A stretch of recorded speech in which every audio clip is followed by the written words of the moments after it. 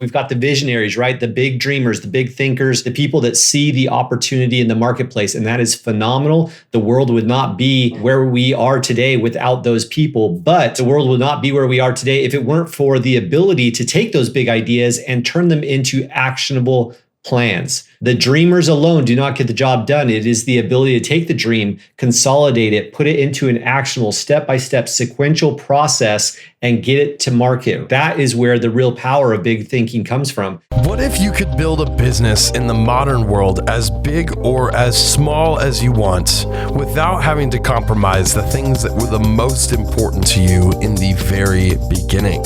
This is the Wealthy Consultant Talks podcast with Taylor Welch and Mike Walker, as they share with you today their learning lessons from stories in their experiences over the past 10 to 15 years and share with you right here, right now. Let's get into it. What is going on, my friends? Mike Walker here. Welcome to another episode of the Wealthy Consultant Podcast. Today, I'm going to be pulling back the curtain on my newest book. It's about to hit the shelves. Depending on when you listen to this, it might already be available. Check around for the video, links and whatnot above or below so that you can actually access this thing. But it's called The Systems Thinking Visionary: How to Blend Big Picture Thinking with Laser Focus Execution.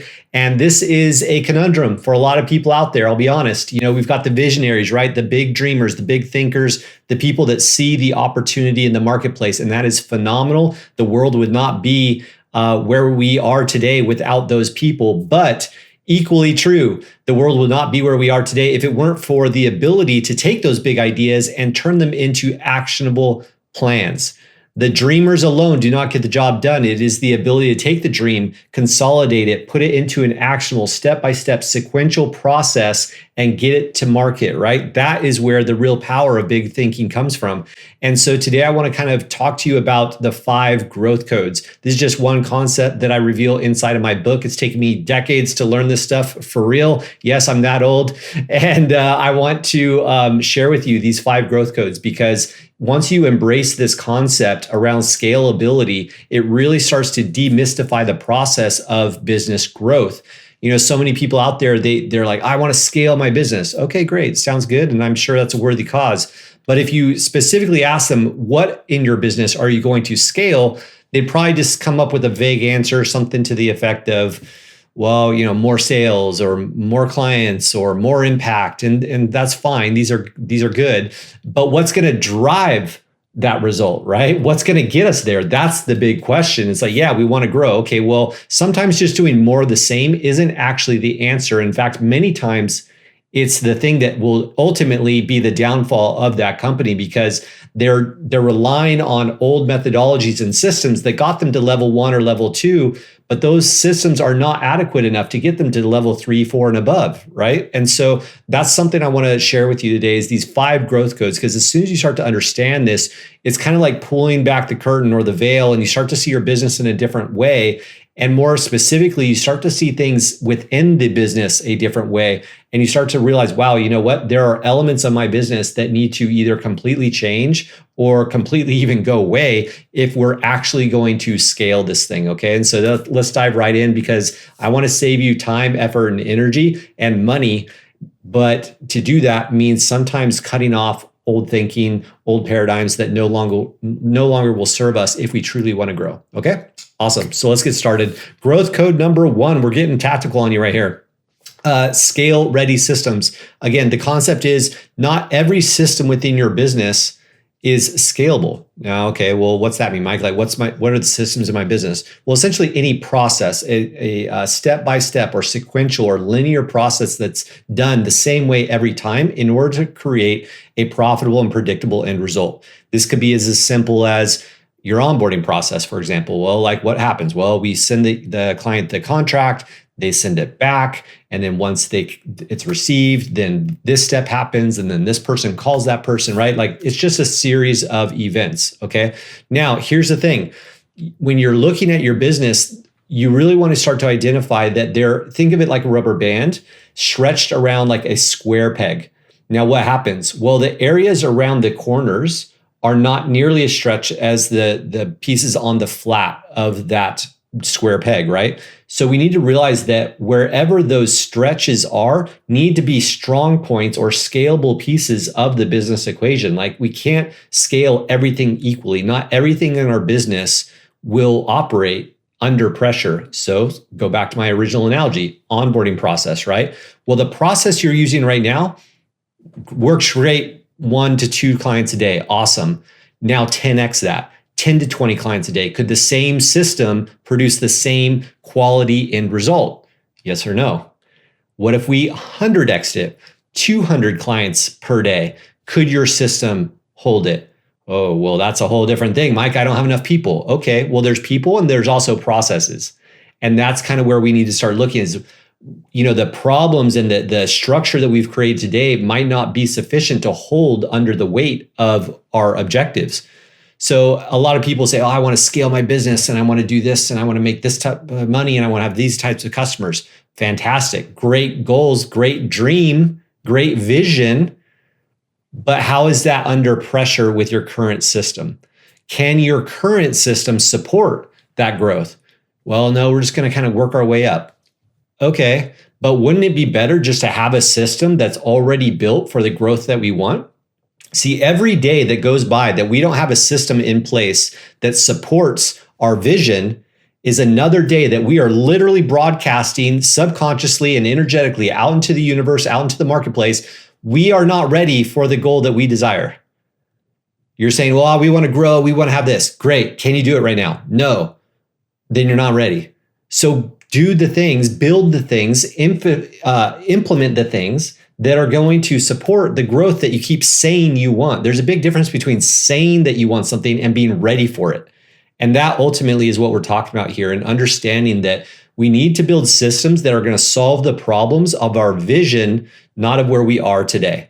Plain and simple. All right. So some things to look at. 3 distinct characteristics of scalable pieces of your business. I want you to write these down. If you don't have a pen, do so. If you're running or driving, well, be careful and revisit this video later if you need to.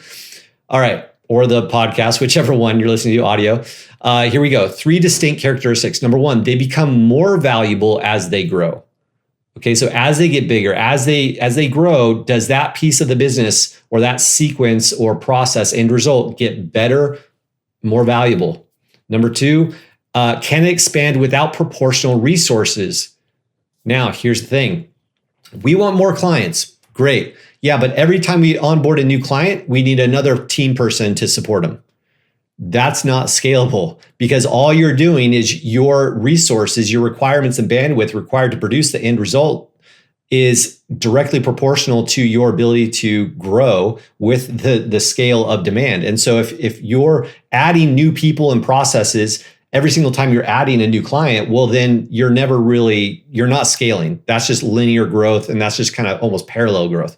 So we don't want that. And then lastly, the third one here, they maintain or improve quality at scale. Wait. It improves as it scales? Yes, it actually gets better. You want a good example of that? Netflix. Netflix streaming service is a perfect example of this, because every time a new subscriber comes into the Netflix ecosystem, what are they doing? They're using the platform. They're engaging with the different, essentially apps, right, or videos. And therefore, their usage and viewing habits are informing the machine of what that person likes. And therefore, the machine gets better. The more people that are on it, it gets smarter, and it's able to deliver a more curated environment or experience for the end users, because it's learning from all the new data, the new inputs, okay? They become more valuable as they grow, all right? They expand without proportional resources increasing along with it. And they maintain or improve quality at scale. That's growth code number 1, which means scale ready systems. That's when you know you've got something that's scale ready, is those 3 criteria. All right. Growth code number 2, quantum leap potential. Quantum leap potential is growth code number 2. See, a lot of people think very sequentially. They're like, okay, first we're going to get 5 clients, and then we're going to get 6, and then we're going to move up to 10, then we'll get some 12, right? Fine, all good. But again, like I was saying earlier, do you want a system that's solved, that's solving the problems of today? Or do you want a system and processes in place in your business that are solving and ready for the problems that you want tomorrow, the big vision, the big goal that you have? we need to fast forward. We need to not think linearly. We need to think in quantum steps, like really jump forward to the future. What problems are going to be inherent in our business? What challenges are we going to see when we're onboarding this level of clients or when we're engaging with this many products and customers? What are those problems going to look like? We need to solve those now so that we are prepared in advance. Okay, so this is just a really good way of thinking through how can I do one thing, but it actually solves a lot of things in advance. Another example would be, I had a client years and years ago where he was basically dependent on word of mouth marketing. All right. And every time he got a client, they got really good results. And he basically just, was very beholden to that client speaking about his business. Okay, well, that's fine. I mean, word of mouth is the best source of referrals if you're getting the referrals, right? Well, he was getting great results for his clients, but he was kind of dropping the ball when it came to actually arming those people with any kind of meaningful way to help go get those referrals. It's just like, oh yeah, if you think of anybody, send them my way. Well, life's busy. People aren't, always thinking about us, right? So what he did and what I helped him implement was a referral system into his business. So instead of just a kind of a little thank you process, hey, thanks so much, appreciate you, so glad that we, are working together, whatever. He created a very powerful way where he gave them systems and frameworks for sharing the information as they've been learning it and talking about the business. And therefore, they had a promotable tool for themselves. They were basically promoting themselves and their business, their objectives, or their, the accomplishments that they were receiving, but it tied it back to him. And so what it did is basically like a joint venture of promotion when you think about it, because now he was providing them with edited materials, things that were curated just for them.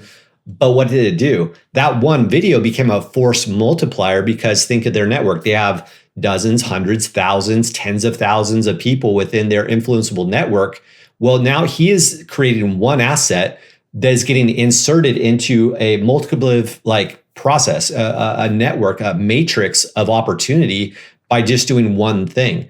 And so now instead of just kind of crossing fingers and hoping that client is going to send people his way, he in turn is putting the ball in his court by saying, hey, look, here are some customized tools just for you that are true, genuine value for you, but you are now incentivized to put them into the market because they are of value and they do highlight your expertise. But in return, it's going to have a connection. It's kind of almost like a backlink to me, the source that helped you achieve or to create this thing, right?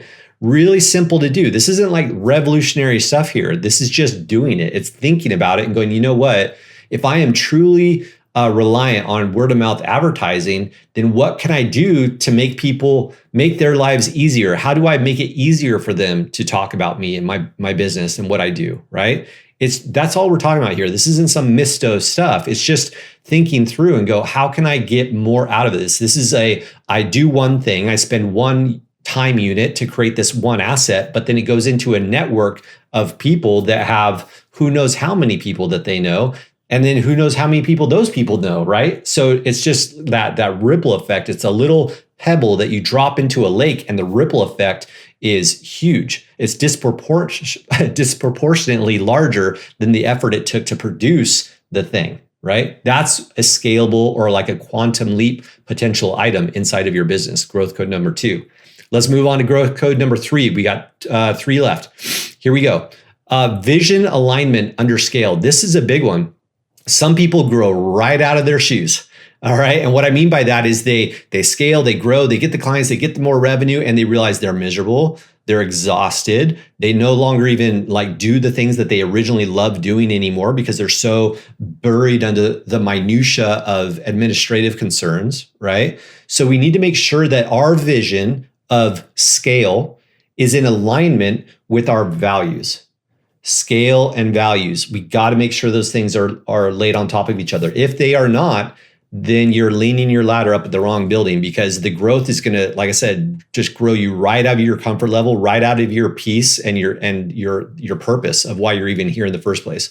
So we really need to understand, how do I make sure that this is in alignment with my values? Number 1, know your values, right? Because if you don't know what you stand for, you're going to fall for anything. So here are 3 questions to ask yourself to see if this is truly something that, yes, we should do. We should implement this into our business, because it is in alignment with our values and our vision. All right, 3 questions. Here we go. Number 1, does this create a multiplicative or like multiply effect or just an additive impact?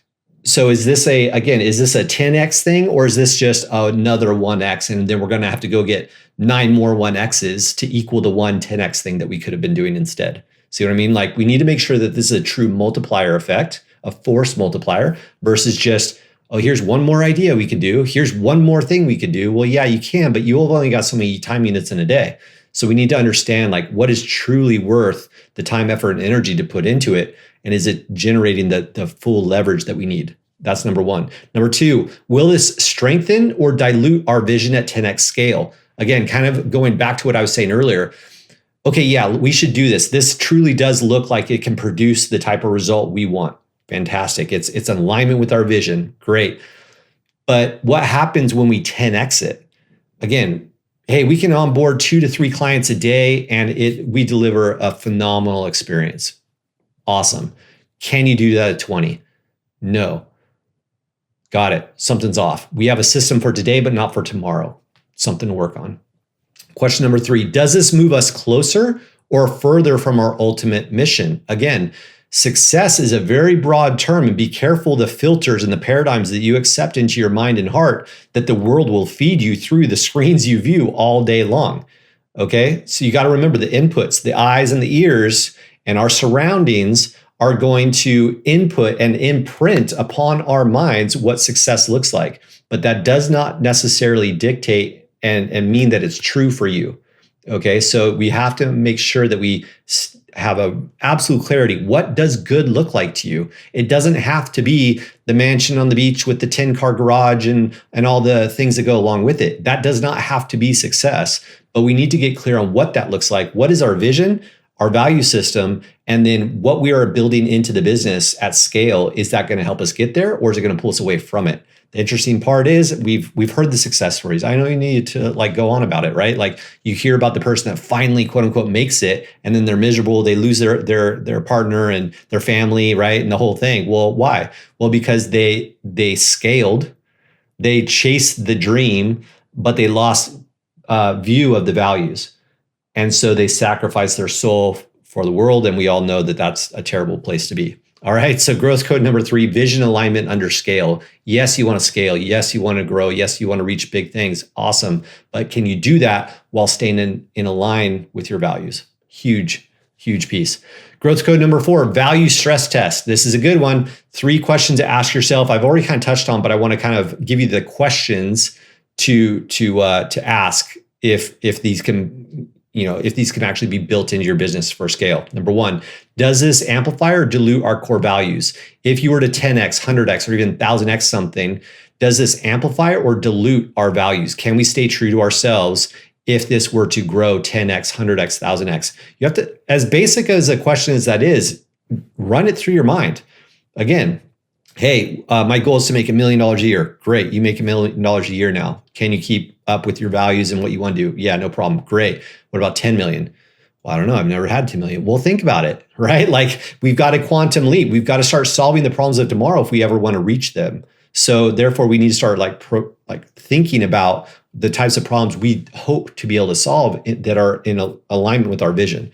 Question number 2, are we still serving our intended audience just at a larger scale? Meaning, as you get bigger, can you continue to maintain your TAM, your total addressable market? Or are you having to broaden, or if you have to go outside of your zone just because you are trying to scale? Does the growth vision match the opportunity volume that you're currently looking at? And then number 3, are we building what we set out to build just bigger? Or is it, again, starting to go off totally different? Some things are more controlled than others, but you have to think, hey, look, is what I'm doing today, do I want to 10x what I'm doing today? Or is this going to look a lot different? And if it's going to look a lot different, then we need to start preparing for that. We need to start putting in the infrastructure to support the evolution that's going to be required to reach the scale vision that we currently have. All right. Growth code number 5, synergistic flywheels. This is the big one. Synergistic flywheels, growth code number 5. And what this really comes down to is understand the interconnectedness of our business. A lot of people look at business like, okay, here's my finance team, and here's my sales, and here's my marketing team. And obviously they all work together. We know that. That's obvious. But you have to look at sequences in the business and in the strategy and look for those synergistic flywheels. I'll give you a good example here because Tesla is a perfect case study for this, right? And I'm just pulling from my notes right here. Every new Tesla on the road creates natural demand for the supercharger network. Okay, they're electric vehicles. Well, electric vehicles need the ability to charge, right? So every time they sell a car, what are they doing? They're increasing the demand of the supercharger network. All right. Now, each new charging station makes Tesla vehicles more practical for potential buyers. If I have an electric vehicle, I know it needs to be charged, but there's no charging stations. Well, therefore, the vehicle is no longer as valuable to me, right? So they're self-supportive. You've got electric vehicle needing the charger, but by having the charger, it makes the vehicle more profitable, more desirable.